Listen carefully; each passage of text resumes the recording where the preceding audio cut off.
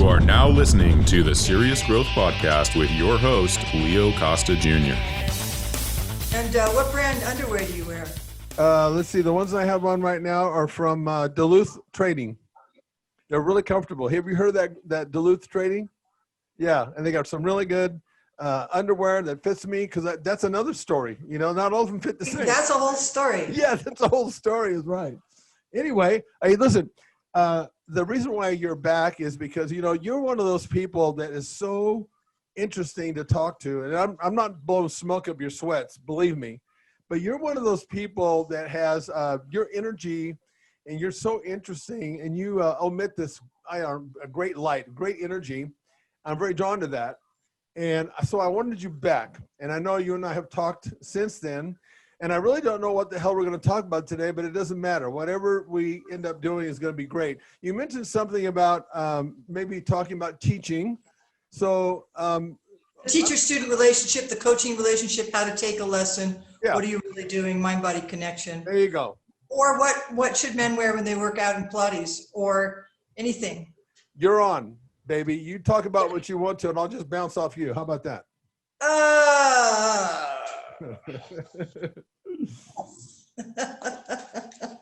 It's good to have a starting point. Yeah. Well, let's use action. When it comes to working out in Pilates, I didn't know if there was something. Is there a certain attire that you should wear when you're doing Pilates? Well, we like to see as much of the body as we can. Okay. That's very German in seeing all the muscles. If you can see the shoulders one's higher, you're more bound to fix it. That being said, for men, would be appropriate, would be almost what you'd wear bike riding, a pair of biking shorts with a pair of shorts over that. Right. You know, it's nice to see the knees. It's nice to see the ankles. I'm actually wearing boxing shoes. I like to wear a little bit of a shoe when I work out on some of the equipment. Uh-huh. On some of the bigger pieces. Joe used to always wear boxing shoes, or even ballet shoes are good, some sort of sports shoes. And then you take your shoes off for the smaller pieces of equipment. Okay. Now people go hooded, and then as they warm up, they strip down. Gotcha. Depending on how warm or how cold the studio is. Right. Because I was going to ask you, was there a reason that you had a hoodie on? Because I'm not used to that. I just haven't done that before, but I know more and more people do that. I'm wearing a hoodie because I'm a big boxing fan. Okay. And the boxers who train up here, Yeah. Gennady Golovkin just fought, and Murat Gassiev just fought. Both of them won, and they train up here a lot. It's about 22 degrees outside, so it's cold. Yeah. So I kind of like a hoodie look, as opposed to before I used to maybe wear a turban. Now I'm kind of a hoodie. Yeah. It's kind of like a gym kind of look. Yeah. But also kind of a Star Wars kind of look. Yeah, no, I like that. I think that's pretty cool. Now, one of the things, and again, I'm going to maybe draw some kind of a correlation in bodybuilding when I was training, as far as inside the gym, and because you're mentioning that you want to see a lot of the body. In bodybuilding, it was always nice to see the muscles that you're training, because there's that connection that you start making between not only what's going on inside you, but also what you're seeing in the mirror. And that all ties into, at least from my sport, it all ties into that. The ultimate stated goal for bodybuilding is to make every repetition that you do count, from the start to the finish of your workout, which is very difficult, because at least in bodybuilding, you're basically walking in fire every time you go into the gym to train for bodybuilding reasons and to compete. You put yourself into that pain. We call it walking in fire. And it was always nice to be able to see how the body works. Is that something similar to what you're talking about as far as seeing your body?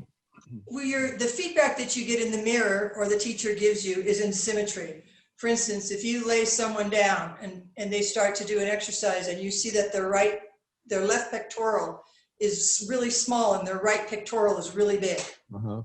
Your eyes go to what's not symmetrical. And then you go, well, why is that? Do they have a rotation? It turns out this lady plays the cello. So this pec was really, really big. Yeah. And this arm was really, really big. Yeah. And when she worked out, she didn't want to have bigger arm muscles because she's got to hold up the bow, Right. but bigger shoulder muscles. So then you're seeing the body, and is it occupational what they do? Is it genetic? Yeah. Do they want that? And then but if she was wearing a t-shirt, I wouldn't have been able to see that. Right. So you kind of say, wear as little as possible. Now, for a lot of people who are not narcissistic, that's really difficult to say, oh my God, I can't look at myself in the mirror. Right. And then that becomes part of building someone's self-esteem. Yeah. You know, and the thing about like with bodybuilding and what you're saying, from a functional standpoint, because I train a lot of athletes, kind of like what you're talking about. I mean, the person that's playing that violin to a degree is an athlete in my mind, because, you know, anytime the body's moving, that's considered a performer. They're performer. They're performing. And, you know, that's what happens with a lot of people in sport, because I've had to train them to be more symmetrical and more balanced, is that they get this muscle imbalance. My kid, for example, was a really good soccer player, but he had a lot of trouble with hamstring pulls. And if you took a look at him, you saw that his quad, because of the kicking motion to kick the ball, his quad muscles were really out of balance compared to his hamstring muscle. So he was getting hamstring muscle pulls, because of the imbalance of his quad. Kind of what you're saying. Correct. Well, in that case, sometimes the athletic mind thinks it shouldn't stretch. Mm-hmm. Because I asked a guy once, I said, you know, you ride bikes, you lift weights, you play tennis, you run, but you never stretch. So you keep hurting your back and your hamstrings. Why? And he said, well, because when I stretch, I don't see anything. But when I go like that, I see a muscle. Yeah, the show muscle. When I stretch, I don't. Yeah. So they don't have the habit because it's not so visual. Yeah. But when you put it in terms of injury prevention, yeah, or recovery, right. You know, so you've had a big performance, and then recovering from that performance, you know, like a big sport tournament, you don't want to lose your shape, but you don't want to push your shape. Right. So, but it's working with performers and working with the non-performers, you know, which is the rest of the population. Right. That's a whole different dynamic. 80%. Well, it's a different dynamic because with the athletes, in most cases, compared to the person that's not necessarily an athlete, is the athletes have a certain mindset. They develop a certain mindset because they have to in order to play in their sport or perform. You have you can define it by the professional and the amateur. Yeah. Which is someone who that's his career, they're making money, they're competing. And then someone who's either got a passion or a weekend sport, or that's their hobby. Yeah. Running, biking, sailing, anything. Right. That's where you have kind of the difference. Are they doing it 6 hours a week, or are they doing it 6 hours a day? Right. The big difference, you know. Yeah. All right. Let's take a quick break so I can tell you about our product. Do you want a bone-crushing grip? Good, because you're gonna get one with the amazing new TRS gripper. It's a progressive grip builder with longer handles and a special ergonomic design that's like a dozen hand grippers in one. Start off easy and work your way up to quickly build your grip strength from wet noodle to pulverizing. The package includes a video from the world-famous strength coach, Dr. Russ Horine, the man who worked with Leo Costa to help bring you big beyond belief in the Bulgarian Power Burst. Dr. Horine shows you a simple and easy to follow workout plan that takes just minutes a day right from in front of your TV set if you want.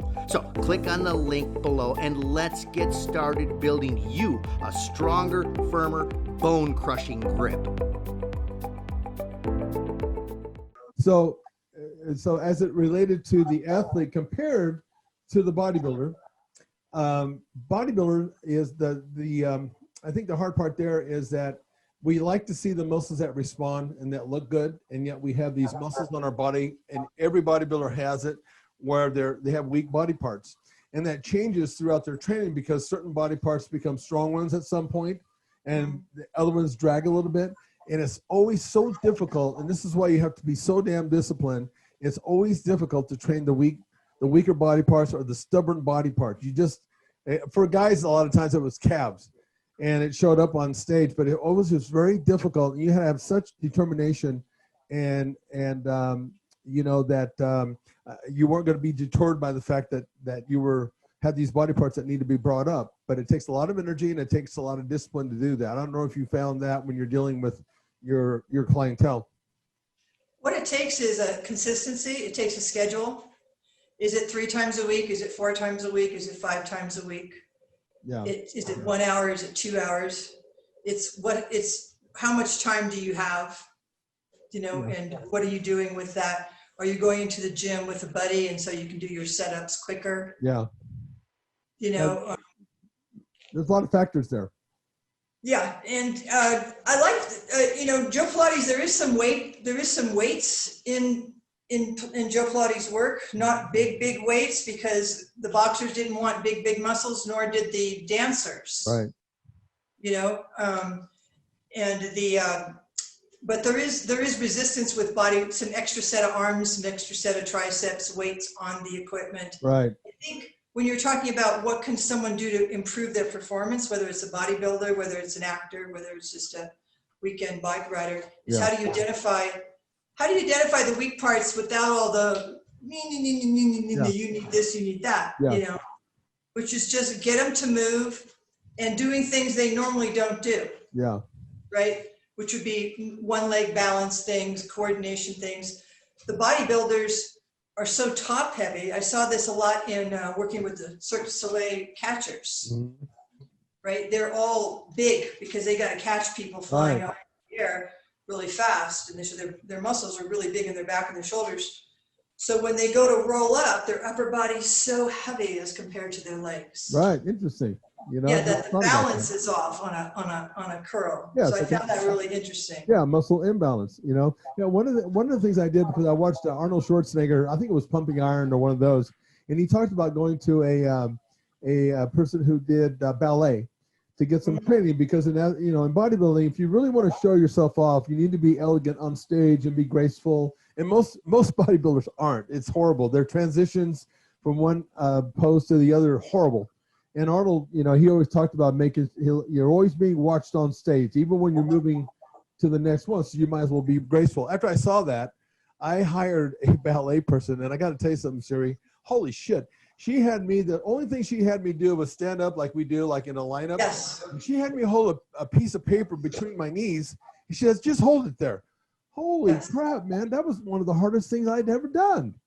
Insane. Yes, that same standing exercise. Oh. They teach that a lot in Pilates. They teach that a lot in yoga. Think of the guys like at Buckingham Palace who've got to stand all day. Oh. Think of, you know, prisoners who have to stand and be counted. Think of waiting and standing, waiting for your water to boil. Yeah. Waiting for the computer to boot up. That standing does become an exercise. When you see the boxers do it, they kind of sway a little bit from side to side. Yeah. So there are these exercises, standing exercises. If you were standing, I'd have you do. Oh no, I can't stand right now. I have to sit down. I walked in here, so I got to sit down right now. That's okay. The standing exercises where I do these now, kind of like pandemic Pilates, I call it pandemic Pilates, because you've always got to wait on the X and be spaced. I was at the hardware store, right? So there's X, and I have 6 people before I get there. Right. So I'm standing on the first X, and I get in my square, my hips, my shoulders, and I just sway from side to side on my feet. Yeah. Rather than just hang out. I'm swaying from side to side. Then I'm just lifting one foot forward and holding. Then I'm bringing it to the side. Then I'm bringing it back. Then I'm switching legs, and I'm picking one leg up, and I'm bringing it to the side, and I'm bringing it to the back. Then I bring my heels together. Now I'm doing a little bit of a squat. So I've got my inner thighs, my buttocks. I don't want to call it plie. It's not ballet. Yeah. I'm in a little bit of a turnout. Then I've got my feet together. I'm doing a little bit nice inner thighs, nice buttocks. And now it's time to go to the next X. Oh, yeah. I go to the next X, and I pick up a foot, and I hold it. So now I've got, and nobody cares. Right. You know, considering what everybody, I have my whole pandemic Pilates on the X workout. That's interesting. Standing. What a beautiful thing. You know that? You're making yourself productive. That just reminds me of making every single, you know, movement that you're making or not making, you're just being efficient that way for your body, right? Right. So let's say here you are in your chair there, right? Yeah, so this would be Pilates and finding your box. You're waiting for your computer to boot up. Put your back into the chair. Yes, feel your shoulder blades on the chair. Put the feet on the floor totally square. Now pull your stomach into the chair so you feel your back on the chair. Yeah. And lift your head up just a little bit. There you go. See, right there, you've fixed something. You've changed something. Yeah. And I'm feeling my hamstrings starting to contract. Seriously. Unbelievable. That is so cool. Okay, so so here I am. I know you want to do you're starting to do some teaching here, but okay, here I am coming to you. And how would you take somebody like me? I'm 65 years of age. I happen to train, but what would you do? And what are the kinds of things that you would do with somebody like me, or just take us and walk us through? I mean, one of the things you just did there was amazing. I like that, what you did. What would you do with somebody like myself? You know, there's two things. One is, does anything hurt? So we have a starting place if something hurts, and then if nothing hurts. Right. And is that hurt something that you've had for a while and you're living with, or is it like a new hurt? Right. So example, I have someone new who's just come to me. She's very fit, except she has a back problem and they want to do surgery. I said, let's try to avoid the surgery for a while, because this is not the time to go into the hospital, right? Right. But so the first thing I do is I have her lie down, take off the gravity. But I give her very strong springs. So we lie down and we start some very strong arms. All the muscles, up and down, in and out, circles, triceps, because we build the arms to take the weight off the back, right? Mm-hmm. Then we pull the stomach in, do some alternate leg lifts so she feels what ab works, adjust a little bit. And then I put her feet in the straps. So she has springs holding her legs up, outer thigh, inner thigh, outer thigh, inner thigh, outer thigh, inner thigh. Different muscle groups. I have her stand up. The most important thing, of course, with her and with everyone is to listen. So as she told me about her body, she said, I feel very tight. That was what she said. That was the only information she really gave me. So that was also a starting place. She felt tight. So we started up here with the legs, stretching them. I don't know if you can see when I go way up here. Yeah. But I have a place here to stretch her where she can hold on. And I have a place here to stretch her where she can hold on. So we start with big stretches on the legs, front, back, and side of the legs. That makes her feel better, frees up some energy, start a little bit of posture work. Strong springs on the arms, strong springs on the legs. Then I put her on this one, which is for posture, because it's just a pole with some springs on it. Because she leans over people, right? The head comes forward and that causes the back to round and that causes this to spasm. Yeah. So the most important thing you can give someone is posture muscles, just define gravity. So here I put her on a pipe, the pole, and it shows her where her head belongs. If the head doesn't belong here, Right. the head belongs here. And so the equipment gives her the feedback of the position she should be in. So then while she's all really standing tall with her stomach in, then we work the arms without anything like with her back fully supported in a straight line. Mm-hmm. So here she'll leave the pole if she leaves her stomach. So that's what they call, I don't really like to call it the core. Joe might have called it the powerhouse. I like the word trunk, just to not overuse things. But it's the correction of where she is standing, walking, and sitting that will also help reinforce the work we do in the studio. That's important because, as an athlete, what ends up happening to athletes, I'm going to use a baseball player as the example, a hitter. All of a sudden, and it's a very slow process sometimes, you start developing a bad habit. Like this lady, it's not a bad habit necessarily, but it sounds like based on her work, she does a lot of leaning forward. And athletes, when they start doing just a small thing, maybe like the hitter, maybe he drops his elbow down where he didn't used to. That creates a bad habit. And in some cases, it creates a situation that exposes that athlete to injury. And it sounds like, what you're doing with that person is making them aware of where they are in space all the time. That's kind of my point, right? Correct. And then giving the muscles to support it. Right. And then because because Joe Pilates was a gymnast, and so a lot of the work is based on that tumbling and balance and tumbling that comes from the circus work. It also does a lot for your proprioception.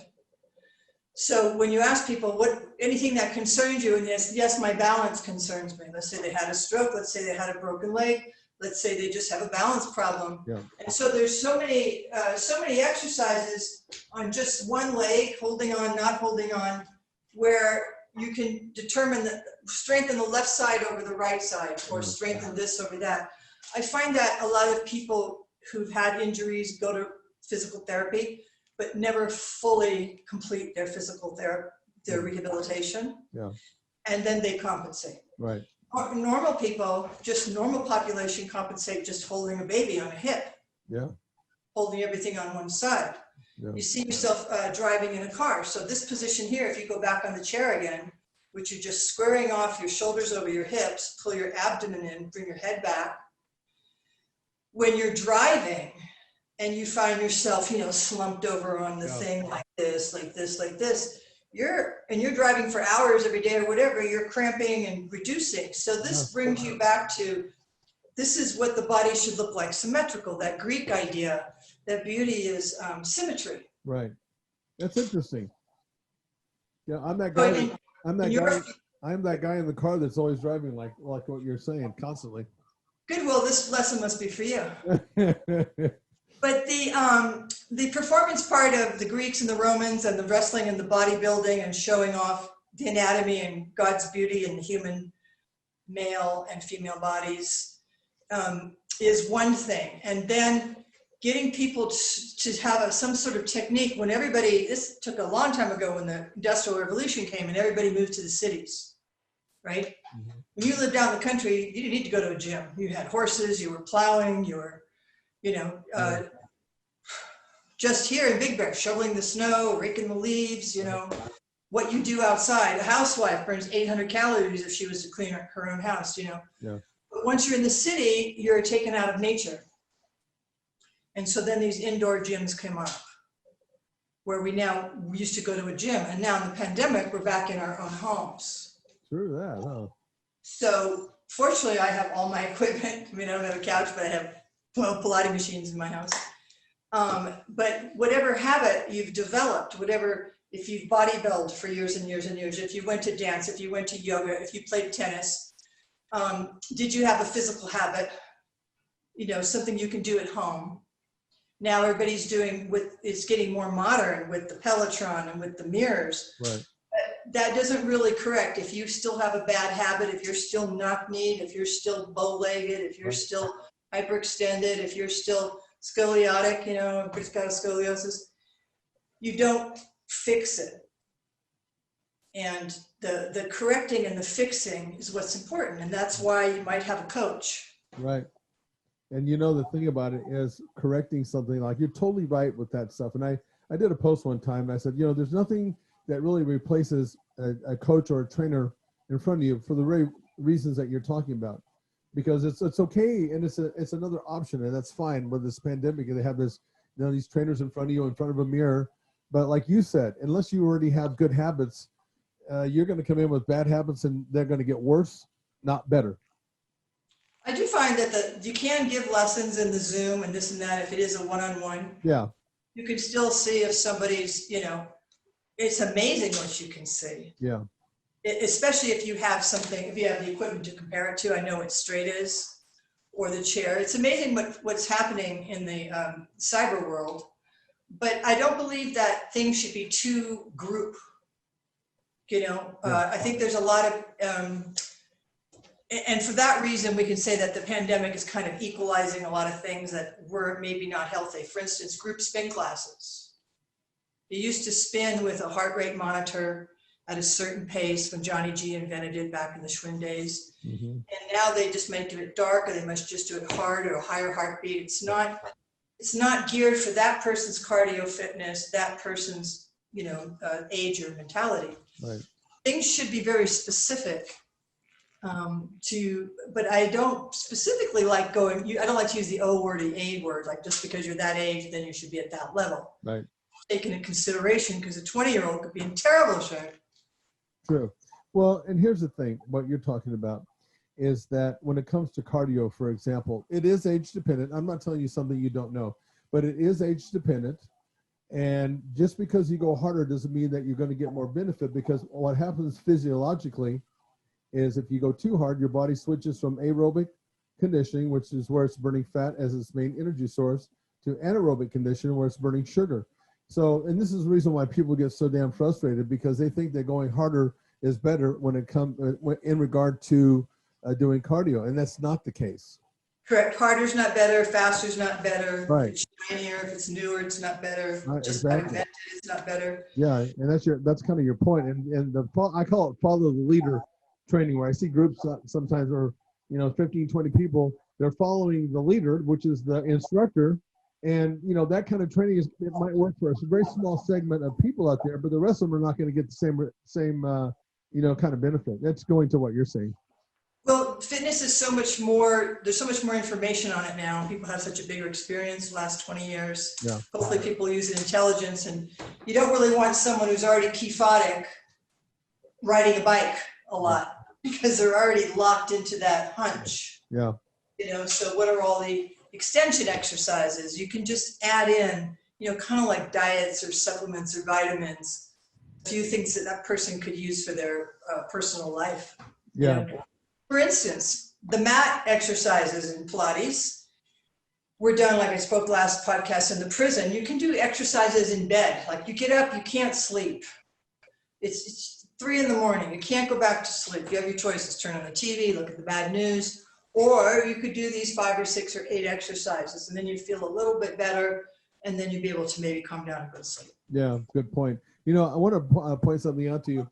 And I learned this when I was over in Eastern Europe, training with the Bulgarians. They were very ahead of, 8 years ahead of us as far as application in this lifting, And one of the things that they talked about was, they said that stretching is a waste of energy, because you teach your body what you want it to do. And again, I'm not saying that stretching is a bad thing. I'm not. I'm just trying to point out a different point of view. And because I was very suspicious about that when they said that, because I was that guy that did a couple warm-up sets and then actually got into what we call the working set. And they said, you're wasting your time, because your body, your physiology, it adapts to its environment. And so it can be ready on demand. In other words, what they were saying. And I tell you, I came back and tried it, and over time, that worked for me. But I also see the value of stretching. And I'm wondering, what's your thought on that? I mean, okay, so the Bulgarians said they were emphatic about it. Don't warm up. Like, even if you had like a pulled muscle, they would say do active recovery, but don't ever, unless the muscle's pulled off the bone, you should never stop training. You switch it from being all out to an active recovery, because it recruits red blood cells and oxygen, and that's a natural healer. So what would be your take on that, and how could we maybe implement your stretching that you're talking about into training? I think that's part of the Bulgarian culture, and part of that part of, Eastern Europe, that kind of training. And they're also doing it for the bodybuilding. They're doing it for something sports specific. True. So it's not a one size fit all. It's always like, is your goal? Right. Or who are you? Or what else do you have in your life, or you don't have in your life? That's a good point, because I never really thought about that, but it really is more specific to, I think, athletics. It's more specific to athletics. So when you're looking at, for instance, something like yoga, then the consciousness is very much involved. In bodybuilding, the consciousness is about on the muscle, right? Yeah. In yoga, you're trying to achieve a neutral mind, not a critical mind, and a mind that can transcend. So that holding of a posture with long, deep breathing for a long, extended time puts your mind through changes. But you can apply that same technique to something like Shotokan karate, right? I have a background in Shotokan, and we used to do horse dances. And we used to do a horse dance and hold it for an hour and a half in our special trainings. And that was to develop that samurai mentality. Of course, I'm a white woman. I didn't get there. But I got a great butt from it, and I got a great willpower from it, right? Yeah. So in that case, they're using one position, not a stretch, but a position to build enormous strength, but to take the body and the mind beyond where it's ever been before, to prove that you can go there. Yeah. But that's under the tutorage of a long, legendary lineage of yoga, karate masters. Right. So it depends. I think you should be able to, as you go through life, take the best of whatever. Right. Like for instance, maybe when you're young, you can eat and drink everything, but when you get older, you can't drink that much or eat what you used to eat. So it's what techniques do you have that would go with you forever and ever? Yeah, good point. And what is the mind doing? So it's nice in the bodybuilding, again, you go to the gym, you see the weights, you see the other people, you see the routine, you got your legs on this days and your arms on that days. And so that discipline, I'm sure, is home with you now. Absolutely. It's so instilled in me. It's almost works against me sometimes. So it's what should people do? But I think it has to be with their personality and their lifestyle. Yeah. I have a question for you. When you say that you want to get back to, in your thinking, I guess is what you said, you want to get back to neutral. Is that what you said? Bring the mind to neutrality, yes. Mind to neutrality. Can you tell me, maybe you did, but can you break it down even further as far as what you mean by that? Yes. So a negative mind would be, oh, I'm really fat and I might as well just kill myself. Oh, okay. A positive mind would be like, girl, you're looking good and that guy's checking you out. Right. And then neutral is in between. You're not tearing yourself down and you're not picking yourself up. You're not criticizing and you're not grandizing. You're just, your mind is neutral. But how do you do that? I don't know if I can do that. I'm always fighting against myself. How do you do that, damn it? Yeah, definitely. Well, that's I mean, seriously, it's like I've tried to not think, have a thought. See how long I can go without having a thought, and I can't do that. Right. You have to give the mind something else to do rather than think. You're either making it think on something, or let's say something like you're going to fill up a pool with a hose. Right there, you're just watching the water. Is that considered neutrality right there? That's considered concentration. Okay. But it brings your attention into something. So when you're introducing someone to bodybuilding or Pilates or any physical technique, the mind is learning something new, just like it has to learn the piano. Yeah. Mind is learning something new, and so the mind is not on itself. It's not criticizing itself, right? Yeah. That's the whole thing with the mind-body connection, right? And today it's more important than ever, because today you've got the social media, you've got the onslaught of everybody thinks they're a celebrity and wants to be a celebrity. So if that doesn't fulfill them, you have the depression. Right. You have all the pot and all the drugs. You're not sure what clean is, because you're going up or you're going down. Yeah. You need your coffee or you need your wine, or you're not sure how you feel, Yeah. And that's why, for me, I've had a lot of different great teachers. That's been my fortune, and I've been able to disappear in the yoga path, or disappear in the Japanese culture, or disappear in the Pilates culture. And I've never had a sport. So when we need people to inspire us, we need those Olympic champions. We need those heroes. We need those people who are not couch potatoes. We need that. Right. And so the boxers have inspired me, because you get to see how one person works so hard. You can't be a performer or a success without working. And we need to say, I need to work more, and not just, it's 20 minutes 3 times a week and that's all you need. Right. Because it's not. Well, and when you get to a point in bodybuilding, Tom Platz taught me this. You get to a point in bodybuilding. In fact, I just shot a video yesterday. It was an example of my current training sort of regimen at this age. But the thing about it is, when you're really aware of what's going on inside and the muscles and everything, that that just because you have written down, or you plan on doing 3 sets of 10, for example, that doesn't mean that you're going to do 3 sets of 10. If you're really in tune with your body, because there's going to be those days where you feel great and you just keep on going, to your point. Instead of just doing 20 minutes, you just keep on going, because your body has more that day, because it's always in flux, right? Well, not only that, but before we used to not have enough time, and now we have so much time. Yeah. Right? I mean, Yeah. It's like, That's true. A lot more than we used to, it seems like. yeah, you got to fill up the day. Yeah. So. Yeah.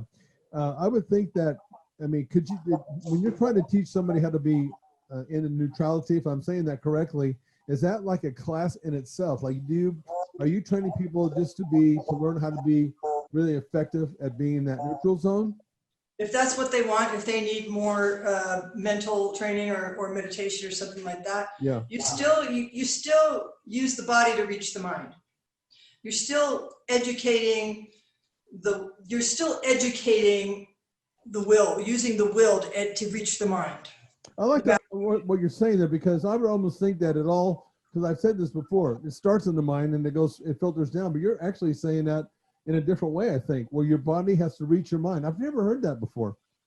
Yeah, using the body to reach the mind. The education of the body to increase the willpower.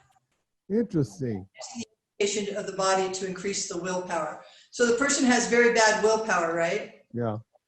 And so now you're going to do the willpower of, I want you to do these, and I want you to do those, and I want you to do this, and now you're going to do this, and I can't do that, and now you can do that. And so you're more confident, you've increased your willpower. Right.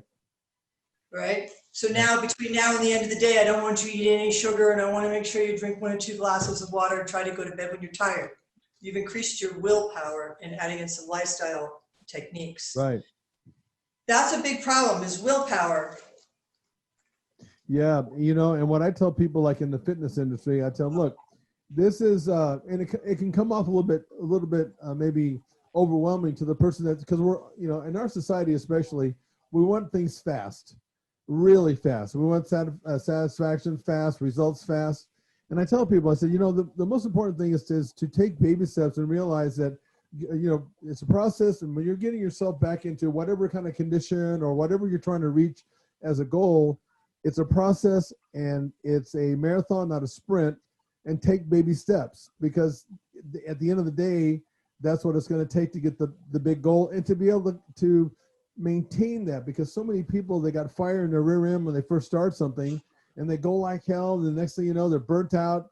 They're disappointed because they don't think they've gotten the results they should have. And they go this way, and then they get on this bad roller coaster ride. So I think that's kind of what you're saying. Well, I think that's where the coaching experience comes in. Yeah. And the commitment. Yeah, exactly. So if you make a commitment, so for instance, you pay for 3 months of personal training, and you paid that money, and you said, I'm going to show up at 7 o'clock in the morning, 3 days a week. Yeah. So you make a commitment to someone else. Right. A lot of it is what is a person's personality within the ability to work with that personality. Are they competitive? Are they solo? Do they do better in a group? Right. Do better in the morning? Do they do better in the afternoon? But it's to have that one-on-one or group experience. So if, let's say for me, my problems, let's talk about my problems now. But I live in an extraordinary mountain range, right? Pacific Coast Trail, enormous hiking. So I can go for a walk on the trail, but if you come to see me or someone else, I'm like, I'm going to take you for a walk, man. Yeah. And we're going to walk. Yeah. I'm not just going for a walk, we're going to go for a walk. Right. So you can do it for someone else. You can get it up to do it for someone else. Yeah. You can get it up, you show up, I'll show up. Right. Together we will do this, Yeah. It's like going to the dentist. You go to the dentist says, look, this is your program. You got to floss, you got to try the Invisalign, you got to do this, you got to do that, but if you do that, you're going to have a beautiful smile. If you don't do that, you're going to stay the same. Right. It's a program and it's a discipline, but you've committed to someone who has a big experience in it. Right. Makes sense. It's kind of funny because like you're talking about paying for something. When I first started doing personal training, because I didn't know what the hell I was doing, I had to learn this as I went along, So you'd be my client, and I just said, well, just pay me after the 12 sessions or whatever sessions that you bought. Well, when I started having people pay me up front, automatically I got a better client because of that commitment that you're talking about. They just didn't feel that sense of commitment if they thought, well, I'll just pay them when I get done. And consequently, what happened, and I thought I was pretty good at motivating people, but still, the point is, the minute they started putting money down, and I would say put it all up front, I didn't get some people, but the ones I got, they were good clients. Right, and you as a coach showed up, whereas some coaches don't show up. True. It's just like going to school. You've signed up for a course, and you expect at the end of those 10 weeks that you will be more accomplished. I expect If you come to my course 3 times a week, at the end of 10 weeks, you're going to be more flexible, more coordinated, have better balance, sleep better, less anxiety, tighter butt, flatter stomach. Yeah, yeah. And okay, so let's transition a little bit if we will, and if it's not that important, that's fine too. Okay, I know that in training that diet is also important. Some people say that diet is 85%. I've heard these, that's like the most important. I disagree with that. There's 3 components when it comes to training athletes or anybody for that matter. It comes down to 3 components: resistance training or weight training, cardio, and nutrition. Those are the 3 components that you need to manipulate throughout a program. Then it's a question of what your particular goal is. So I don't think that one is necessarily that much better than the other. However, I think diet is important to a degree. So with regard to the kind of teaching that you do you find that it's I will get a better result if my diet is such, or how do you think that works for you? I think it's a cultural thing. Although I have my style, again, when you work with different people, let's take the boxers, for example. You've got someone from Africa, you got someone from Louisiana, you got someone from Ukraine, you got someone from Kazakhstan, you got someone from Ossetia. Each one of them has a different diet. Each one of them has, like the Bulgarians, have a different idea of how they should eat for what they're doing. Right. Some coaches, like Abe Sanchez, he's Mexican. It's like, doesn't matter what you eat what you eat. Other coaches will bring in a complete nutritional thing and every calorie be accounted for. So when you're dealing with someone who's super professional, there's other factors in it, like their background. If you're dealing with an actress who's getting ready for a role, that's different than just a mother. So you have to find how many changes you can make in there. I go gentle, like adding one good thing in and taking one bad thing out. Yeah. And that one good thing could just be like ginger. You got a bad back, just put some ginger in there. Can't sleep, some CalMat. Just one good thing in and one bad thing out. Because you have to control the entire environment otherwise. They have to move in with you, or you have to be on location, or you have to be in a retreat center. Yeah. That's why a lot of the people come to Big Bear, because there's not a lot of restaurants here. There's not a lot of things to do at night. There's no entertainment. Town closes at 9. So you can't get in any trouble here, Yeah. Can't, we do have gelato though.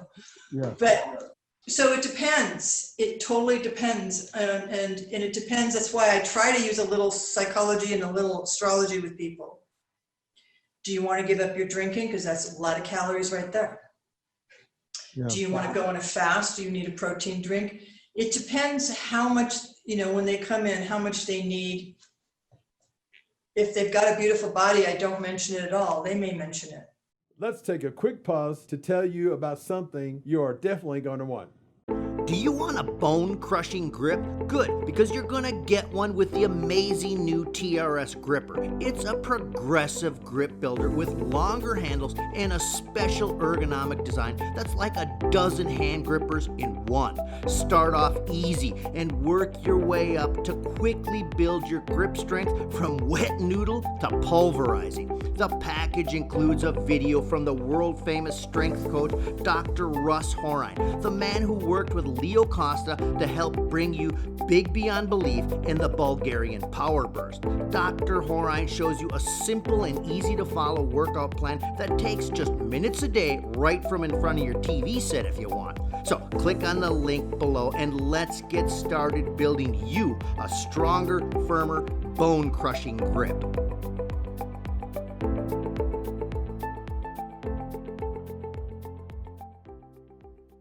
Yeah. I think the smartest thing that you just said is, and this is a difference between, in my view, my opinion, between great coaches and the ones that aren't so great, and you're a coach and I'm a coach, is that, you're not making somebody do this, my style or this style or nothing, because that doesn't work. And you pointed out the reasons why. And the fact that you're aware of that and you're smart enough to work around that and make them productive, that goes a long way. Thank you. I actually think it does work, but it attracts a certain type of person that I don't like to work with. So right.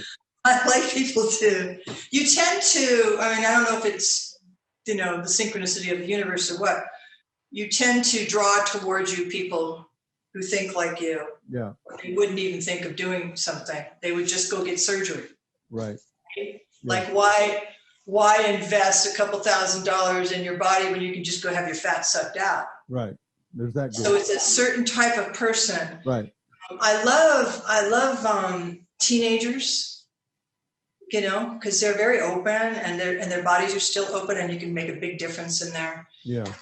And I love people who've had injuries and who are a little bit afraid, so I can get them more functional. Yeah. That's always nice to see when you turn somebody around like that. Yeah, but really right now for this time, a lot of it is just, you start this work for yourself. How can you survive, or how can you change? How can you be better and stronger and live longer and be happier? Yeah. And then if somebody doesn't have something like that, they don't have a passion or something, they could be a swimmer in their backyard in the pool and be fine. That's right. I mean, it's not, you don't just have to be an athlete. I get that too. But I just, like I said, the thing about what you're saying is when you have a business like I have, personal training studio, you don't always get that group that is just, they have a mindset of a warrior. You don't get that. You have to work with a lot of other people and make them productive as well. And I actually found it more challenging for me, and probably more satisfying, to take that person that wasn't the athlete, that didn't think they could do this, and then my challenge was to make them productive and make them change how they feel about themselves. That, for me, I think that made me feel better than any athlete that I've ever trained, to be honest with you. It's always rewarding. Yeah, it really is. And my clientele, and I've told them so many times, I said, you don't understand, because they've given me lots of compliments. Oh, you changed my life and all this. And I tell them, you've inspired me, and just as much as I have you. You just have to know that, because seeing you come in like this little flower that was all bunched up like this, and then watch them, bloom and change right before my eyes. I mean, I got so much out of that I learned from them too. I've lived long enough now that I have some students who have kept the habit of the stretching. Things like hip openers. Yeah. Back stretching. Performers, actors, people who travel a lot, who are on sets for long times, and they're very glad that they spent that time learning how to take care of themselves, how to stretch your back. Yeah. Well, some techniques. And that says something about you, because the thing about it is, and I'll just speak for myself. I'm so lucky that I found bodybuilding, or it found me, whichever way that worked out, because it saved my life.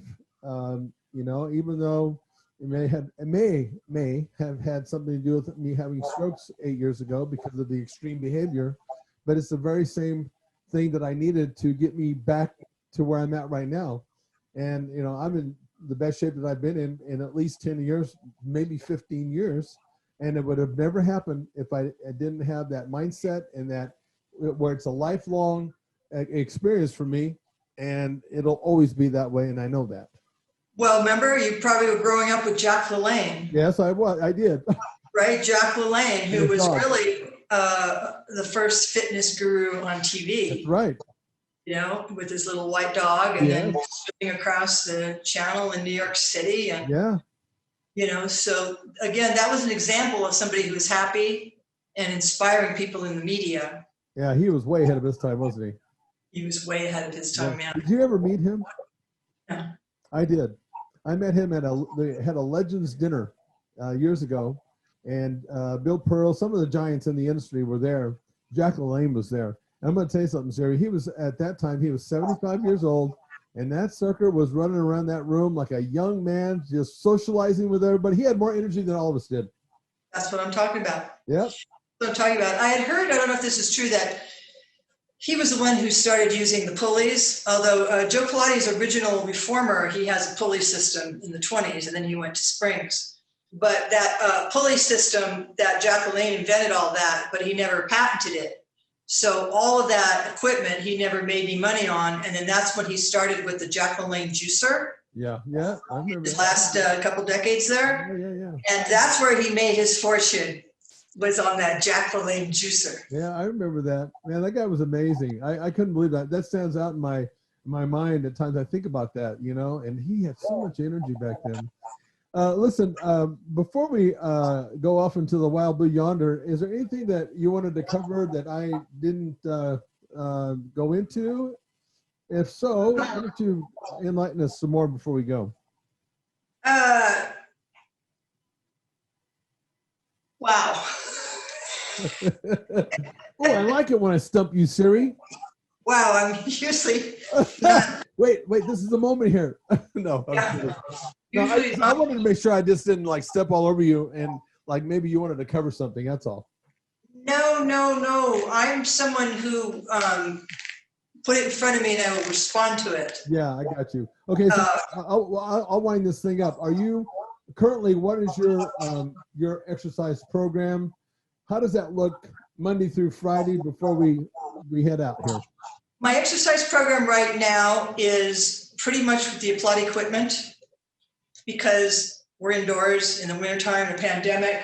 So I find if I lie in bed watching TV too long that I get all. Oh, yeah. So I go every day and stretch, and every day I do something because it's right there. Yeah. Sort of like if you were to walk by a bowl of cookies, you'd eat one. Right. So I tend to use my equipment, and I do a lot of stuff outside. Like right now I'm shoveling snow. So that takes care of my cardio and my strength work, because that driveway was, yeah. I felt pretty good.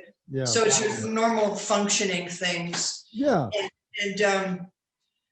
And as far as your Pilates and things like that, using your equipment, would you say that you spend maybe an hour a day, 4 hours a week? What would you think? Yes. Okay. I do. And,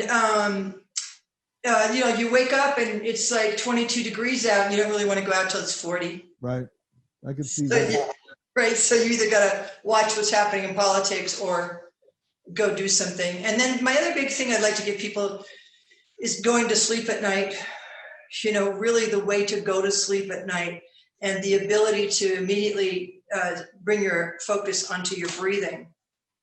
And there's a lot of techniques in breathing. I've been using, for instance, the Our Father prayer, or you can use a count, 10 in, 10 out, and you give yourself a goal like, I'm going to do 10 breaths with the 10 second count, or something like that. Yeah. You never get beyond 5 before you fall asleep. So you're telling me that actually helps you go to sleep, really? Because is that taking that your attention away from something? Is that part of being? Yes, that's taking away from Netflix and Criminal Minds. Yeah. And everything. And then I'm just, first is the pure pleasure of my sheets and my pillow and my blankets. And then I'm feeling my breath in my nostrils, watching my breath going in and out, counting as my breath goes in and out. If I'm still awake in a minute and a half, then I will start a prayer or start something. I tell prayers because that's something that people have the habit of. Right. And so it's easy for them to say if they have a prayer in whatever language it is. Yeah. And your mind gets focused on bringing your brain activity down, and then I can usually fall asleep. That's interesting. You know, at times I used to sleep like a dead person when I was younger. And that weightlifting probably. Well, as I've gotten older, you know, I don't sleep as well. However, I'm sleeping better now than I used to. But I don't know if it has to do with, my mind sometimes. I get the feeling that you're the same way, and maybe you're not. But my mind, when I get onto something like a new thing, it's a creative act that I get into. And when I go to bed sometimes, Siri, I'll go right to sleep, and then I'll wake up at 1 o'clock or 12 o'clock at night or in the morning. I am wide ass awake, and I just can't get back to sleep. And so I'm going to try doing that, because it's frustrating. Because I get up at 3 in the morning. That's my routine. So when I'm up at midnight, that really pisses me off, because I know in a few hours I got to get up and go do my thing, and train, and I like to be rested. But it blows me away. And I got a feeling it's just because I have something going on and my mind hasn't fully shut down, I guess, when I went to sleep, even though I went right to sleep. It's kind of weird that way.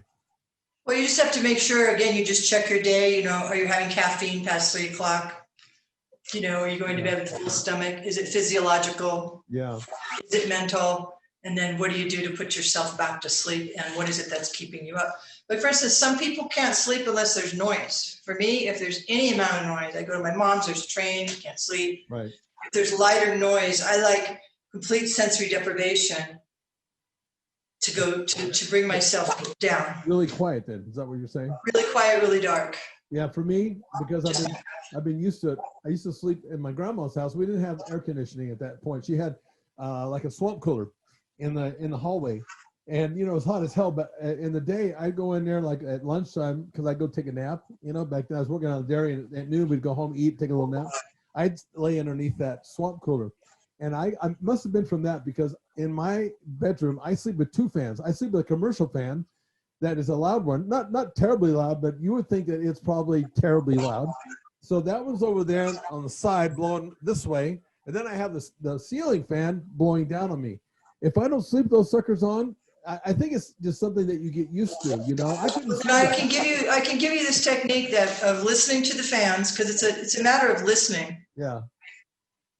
Rather than to your thoughts. You're going to listen to the fan on your breath, and just going to inhale 1, 2, 3, 4, 5, 6, 7, go to 8, go down to 8. As you listen to the fan, counting on your fingers, you let me know if you get to 10. I'm going to do that, seriously, because I really value my sleep now, you know. Well, listen, once again, you've been fantastic and amazing. I really do enjoy. I've loved your visit. Thank you so much. And so many of my friends and students enjoyed the last podcast. I know there was a couple hundred people who loved it. Beautiful. Anytime you want to come back on and teach us something, I'm down. Yeah, when you invite me, I'm back. I'm here. Okay, sounds good. Happy New Year from Big Bear. Take care. Hope to see you soon. Ciao, ciao from Siri Dharma. Thanks for listening to the Serious Growth Podcast. For more episodes like the one you just listened to, subscribe to us on your mobile podcast app and leave us a review. If you'd like to reach out, you can find us online at seriousgrowth.com. Until next time, train smart and train hard.